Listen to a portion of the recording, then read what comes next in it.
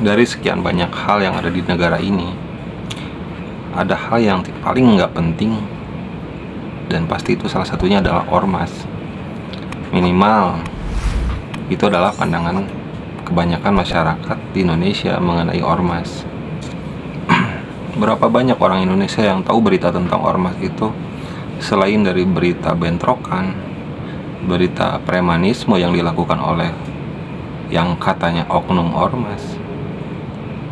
Berapa banyak orang Indonesia yang tahu ormas itu dari melihat di pinggir-pinggir jalan melakukan pungli terhadap truk-truk industri. Minimal itulah gambaran ormas yang ada di kepala orang Indonesia kebanyakan. Dan kegiatan ormas itu mencakup 3 hal: sosial, budaya, dan keagamaan. Untuk yang sifatnya budaya mungkin tidak akan terlalu mencolok di mata masyarakat, tapi untuk yang sosial dan keagamaan pasti akan sangat mencolok. Seperti kalau yang keagamaan sudah jelas ya, ada FPI, ada GP Ansor. Walaupun GP Ansor saya nggak paham itu fungsinya apa dalam fungsi keagamaan. Ormas sendiri sebetulnya sudah ada dari sejak zaman penjajahan Belanda.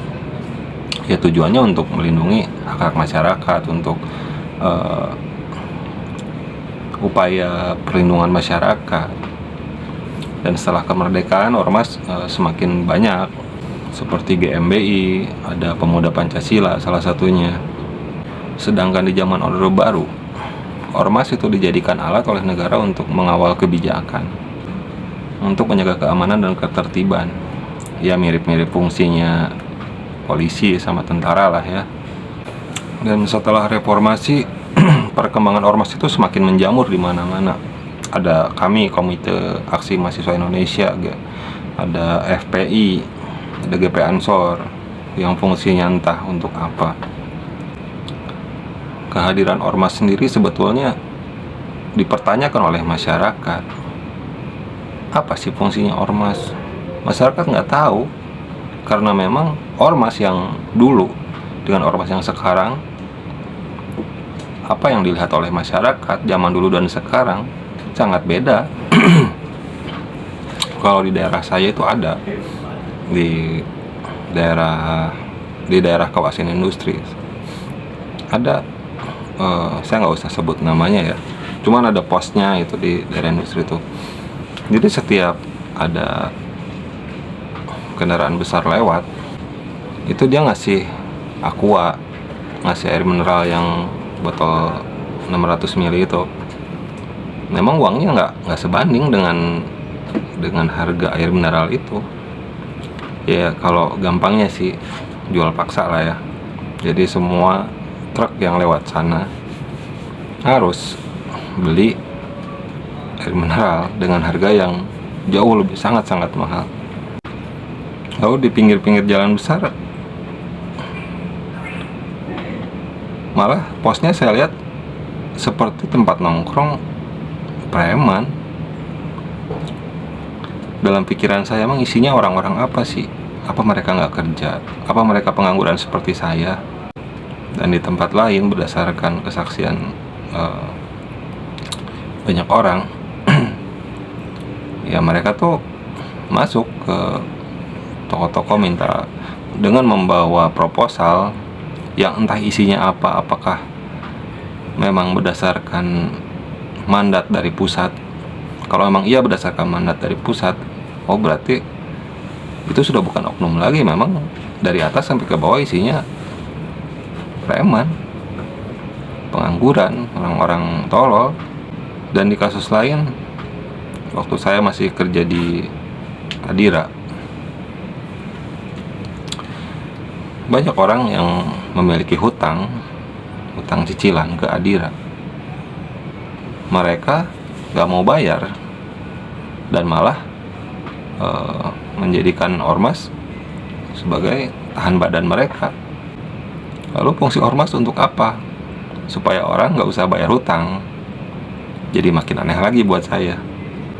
Artinya ormas sudah menjadi musuh untuk para pengusaha, Untuk yang punya pabrik sudah jelas. Dari yang saya lihat aja, mungkin pungli yang saya lihat itu hanya 0, sekian persen dari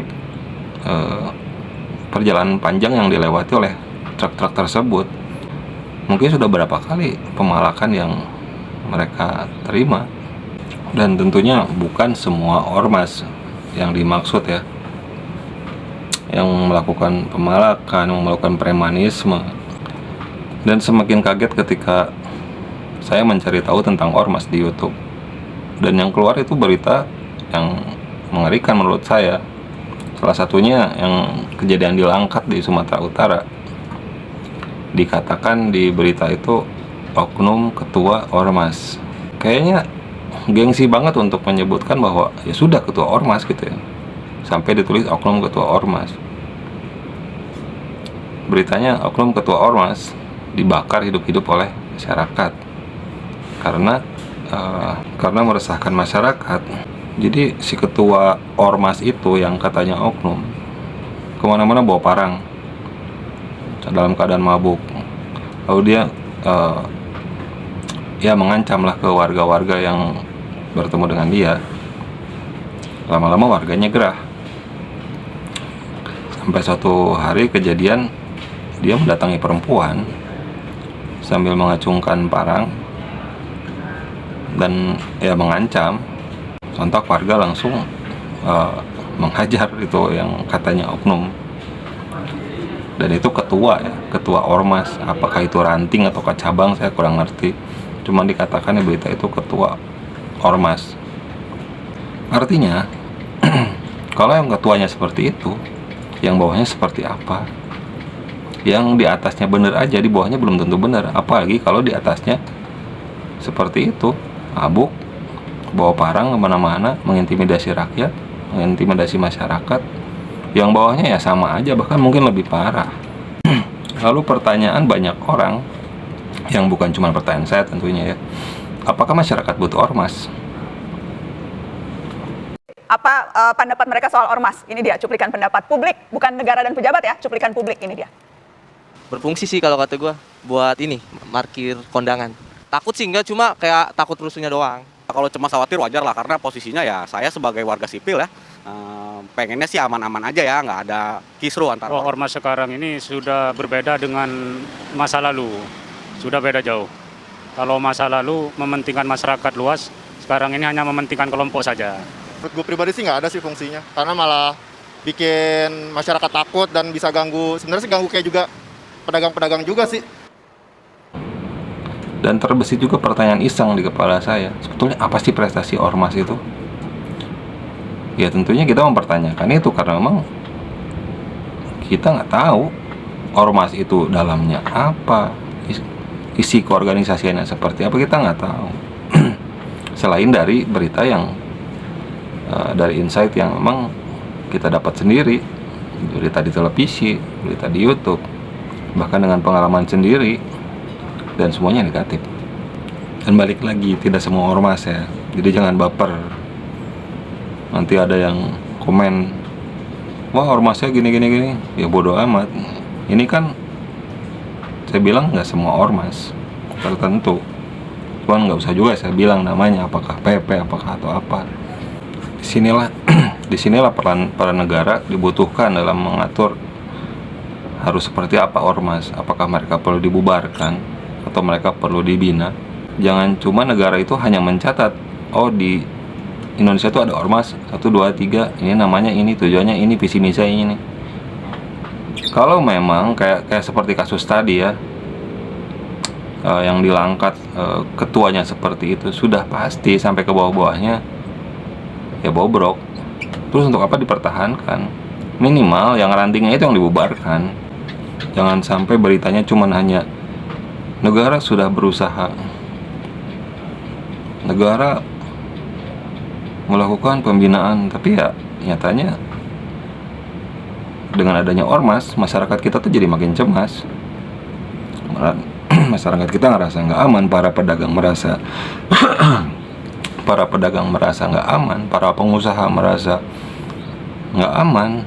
dan pihak polisi, kenapa sih kalau ada urusannya dengan ormas kayaknya males-malesan gitu? Apakah karena memang di kepolisian sudah dikuasai ormas, atau memang di kepolisian sumbernya adalah orang-orang dari ormas? Saya nggak kurang ngerti. Cuman ya memang nggak semua kasus, banyak kasus yang memang ditangani.